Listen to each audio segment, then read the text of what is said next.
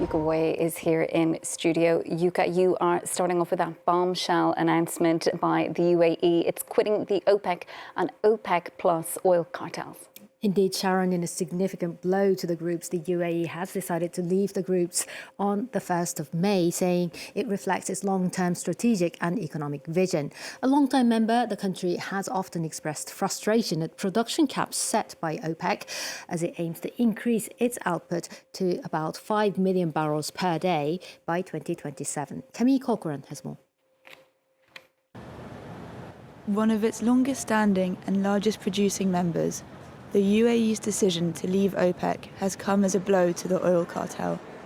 Rumours that the Gulf state was planning its exit have been circulating for some time after it pushed back on what it saw as restrictive production quotas set by the group. In an announcement on Tuesday, the UAE's energy minister explained the reasons for the country's departure. We believe that the world is currently undersupplied, and our exit at this time is the right time for it, because it will have a minimum impact on the price, and it will have a minimum impact on our friends at OPEC and OPEC plus. UAE has been a responsible producer, will remain a responsible producer, and in the future as well. It comes as relations with OPEC's de facto leader, Saudi Arabia, have soured in recent years, with disagreements over economic and defence issues mounting.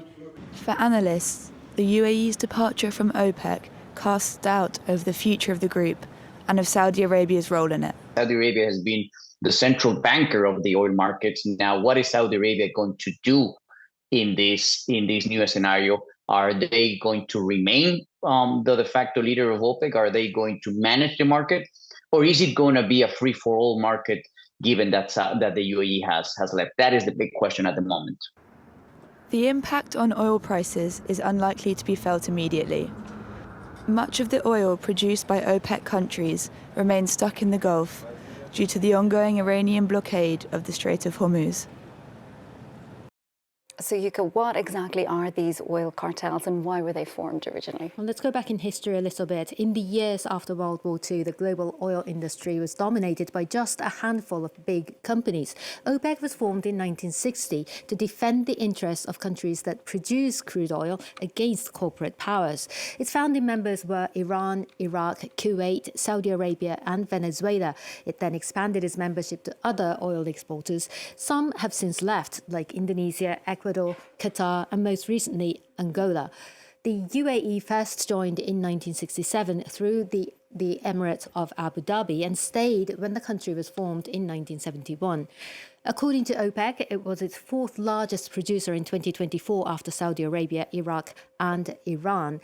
Now, the aim of the organization is to coordinate production among members to basically keep prices up, to ensure steady revenue streams for exporters. In the 1970s, OPEC accounted for more than half of global crude, but then pumping in the North Sea Brent oil field, discovered in 1971, started in earnest, and then other non-OPEC countries also started chipping away at OPEC's market share.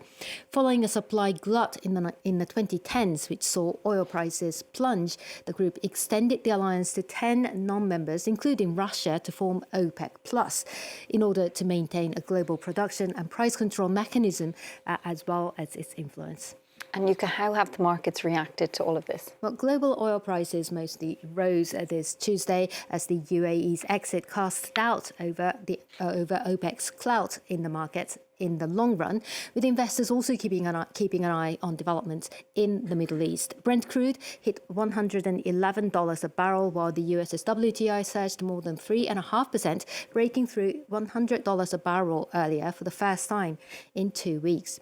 On the stock market, US shares mostly dipped. The tech-heavy Nasdaq fell 0.9% after the Wall Street Journal reported that OpenAI, that's gearing up for an IPO, recently saw growth in revenue and new users failed to reach its own targets. And that's it from the business desk. Yuka, thanks so much for that. Yuka Wei there with all the day's business